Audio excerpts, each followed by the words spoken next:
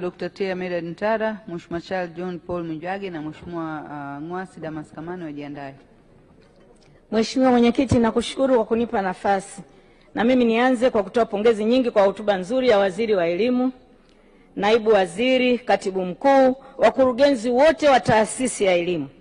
Niseme kweli Mheshimiwa Mwenyekiti, safari hii kazi imefanyika nzuri sana na wapongeze kwa usimamizi wa kazi zote zilizofanywa katika taasisi. Uboreshaji na ujenzi umefanyika kama alivyosema Mheshimiwa Sima, na hasa katika maeneo ya vyuo vikuu majengo mapya yamejengwa kwa ubora. VETA nazo zimejengwa hizo 64, lakini niwaombe sasa muangalie ile VETA ya pale Mabwepande tulivyokwenda. Niliona kama mwendelezo wake hauridhishi, labda mgeenda pale muangalie. Lakini nije kwenye swala la mikopo, Mheshimiwa Mwenyekiti, safari hii wanafunzi wengi wamepata mikopo. Malalamiko ya mikopo yamepungua, kwa hiyo niipongeze sana serikali kwa kuongeza fedha kwenye eneo la mikopo. Lakini Mheshimiwa Mwenyekiti, hata taasisi hiyo ya NECTA kwenye mitihani, ni watoe wasiwasi waheshimiwa wabunge, sisi tuko kwenye ile kamati ya elimu. Mitihani sasa hivi inatungwa kwa kufuata umahiri. Hakuna tena yale maswali ambayo wengi wanafikiria yalikuwepo, yale ya kuchagua, multiple choice. Kwa hiyo maswali yale yameondolewa, sasa hivi hata hesabu zinakwenda kwa kukokotoa. Kwa hiyo hilo ni watoe wasiwasi, ni kazi nzuri imefanyika kwenye NECTA. Kwa hiyo sasa hivi mitihani inatungwa kwa kufuata umahiri. Lakini jambo jingine ambalo limefanyika kwenye hii amali tunayokwenda, sasa hivi assessment au kutainiwa wanafunzi watakuwa wanafanya kama zamani tulikuwa tunaita continuous assessment. Kwa hiyo nafasi kubwa itachukuliwa kwa kazi anazofanya mwanafunzi akiwa pale shuleni. Kwa hiyo tofauti na zamani mtihani wa kuandika unachukua 60%, sasa hivi 60% ni kazi za kila siku, continuous assessment. Kwa hiyo hiyo ndio itafanyika katika amali. Lakini nije kwa usambazaji wa vitabu, nimtoe wasiwasi sana Mheshimiwa Grace kwamba vitabu vimesambazwa kote. Kama alivyosema Mheshimiwa Sima, sasa hivi ratio ni kitabu kimoja kwa wanafunzi 3. Lakini pia TET iko katika mpango wa kuhakikisha kwamba vitabu vitakwenda moja kwa moja katika mashule, sio tena kupitia kwenye halmashauri. Kwa hiyo hizi taasisi sasa hivi zimejipanga vizuri, na TCU tumeagiza pia ichunguze na kuangalia wakati wote yanayotendeka katika vyuo vikuu yanafuata taratibu au miongozo ya vyuo vikuu. Mheshimiwa Mwenyekiti, nije kwenye hii sera mpya ya elimu. Tunapoanzisha sera mpya au jambo lolote likiwa jipya, lazima kunakuwa na changamoto. Ndio maana katika hii sera mpya, na hasa upande wa amali, tumeanza na shule chache ili tuone tunakwenda namna gani. Kwa hiyo shule chache zimeanza, na kama nilivyosema, wakati mwingine mabadiliko haya huwa yanaleta changamoto ya uelewa. Jambo la msingi kwa Wizara ya Elimu, ni kuombe waziri nisikilize. Jambo la msingi, hii elimu ya amali haijaeleweka vizuri kwa jamii na hasa kwa wazazi. Kwa hiyo jambo la kufanya Wizara ya Elimu, elimisheni amali italeta faida gani kwa vijana wakishamaliza form 4. Tumieni vyombo vya habari, television, kuelezea manufaa ya amali. Mtoto akimaliza form 4 ataweza kujiajiri, ataweza kuajiri, ataweza kuajiriwa. Ndio hiyo muiseme.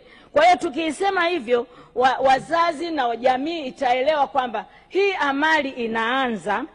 Lakini pia ili kufanya tathmini lazima tujipe muda. Wazazi wanauliza hii ina faida gani au imefikia wapi? Ndio kwanza tumeanza. Kwa hiyo lazima waeleweshe kwamba baada ya miaka 2 au 3 ndio tunaweza kugundua kwamba amali imetuletea faida gani. Kwa hiyo ni vizuri mkashauri. Lakini pia mjue kwamba amali tukiifanya vizuri, hii sera ya amali tukafanya vizuri, hawa wanafunzi wakimaliza kidato cha 4, Mheshimiwa Waziri, wataweza kupewa mikopo kwa sababu tayari watakuwa wanakuwa na ujuzi, tayari wao wanakuwa tayari wanawafanya kazi. Kwa hiyo tujipange kabisa hawa watoto waweze kupata mikopo wakimaliza ile form 4, kwa sababu tayari hawa ni wajuzi na wanaweza kujitegemea. Lakini tukiendelea na amali, uboreshaji utaendelea, kwa sababu wakati wote tunapokutengeneza curriculum tunaifanyia uboreshaji au evaluation wakati inaendelea kutendeka. Jambo jingine ambalo niliseme leo, Mheshimiwa Waziri, mimi nasema baada ya miaka 30 watoto wetu watatucheka, watatumia maneno ya ajabu sana kwamba hivi Profesa Mkenda ndio alikuwa waziri wa elimu, Jenista ndio alikuwa waziri wa afya, halafu wanahakikisha kwamba vyuo hivi au vyuo vyetu vinavyoendesha elimu ya afya havina teaching hospital. Watatushangaa hivi na watatuita majina ya ajabu. Watasema hii mijitu ilikaa inafanya nini? Ni kuombe sana haya mambo mawili muyafuatilie na yafikie mwisho. Rudisheni teaching hospital kwenye vyuo vinavyohusika, MUHAS pamoja na UDOM. Kama mwezi kurudisha kabisa, angalau 80% imilikiwe na chuo chenyewe. Na Mheshimiwa Waziri, nilikwambia ile proposal iliandikwa na Profesa Paranjo ambaye ndio mwenye MUHAS wakati ule. Sasa nyinyi mmekaa hapo mpaka mnanyang'anywa. Mmekaa kweli? Sasa ili mlishughulikie kuhakikisha kwamba hivi vyuo vinapewa teaching hospital zake. Narudia, hii ni mara ya 5. Na Mheshimiwa Mwenyekiti, nikupe taarifa, madaktari wote wazuri wa Tanzania wamesoma kwenye vyuo vyenye teaching hospital, Norway, Sweden, Harvard, wamesoma huko. Na Profesa Mkenda unalifahamu hilo? Profesa Mkenda unalifahamu hilo? Taarifa inatokea wapi? Naomba kumpa taarifa mchangiaji, na nilishawahi kumpa taarifa kwenye jambo hili. Swala hili liko kwenye ilani ya Chama cha Mapinduzi. Kwa hiyo kutotekelezwa swala hili ni kutotekelezwa kwa ilani ya Chama cha Mapinduzi. Asante sana. Mheshimiwa Dr. Teantara, unapokea taarifa hiyo? Mheshimiwa Mwenyekiti, mimi naipokea taarifa hiyo kwa mikono miwili.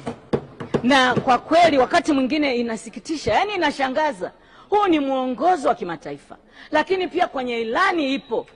Tunaona tabu gani sisi kutoa hizi teaching hospital kuachia wale, na walishazianzisha wao. Hebu ona sasa hivi Benjamin wanafanya vizuri kwa sababu tayari kuna mashirikiano mizuri na UDOM. Tufanye hicho kitu kiishe. Lakini jingine ambalo nataka ulimalize safari hii, Mheshimiwa Waziri, nimezungumza kuhusu mafao ya wakuu wa vyuo, na leo nalizungumza kwa mara ya mwisho kwenye bunge hili. Ulifanyie kazi, na utakapokuja hapo mimi naomba uniambie, maana mlisema liko mezani, liko kwenye meza, naomba uniambie limefikia wapi. Jambo jingine ambalo nataka kulisema, nimpongeze sana Mheshimiwa Waziri Gwajima na Mheshimiwa Waziri wa Mambo ya Ndani kwa hatua walioichukua mara moja waliposikia wanafunzi wa vyuo vikuu wamedhalilishwa na wale sijui ni waite nani, wale wamedhalilishwa, wamechukua hatua. Lakini sasa ni muombe waziri na taasisi zote, wale wanaojifanya wao ni mashuhuri sana, wanajifanya wao sijui ni mabalozi wa sehemu mbalimbali wa taasisi, muhakikisha kwamba wanafukuzwa mara moja kwenye huo ubalozi, akiwemo huyo Mwijaku. Watolewe huko. Unajua watu mashuhuri ufanye vitu vya maana, lakini unakuwa mashuhuri, unajiita mashuhuri, unafanya vitu vya ajabu. Waondolewe kwenye ubalozi vijana wote au watu wote wanaofanya vitu vya hovyo katika jamii, waondolewe huko.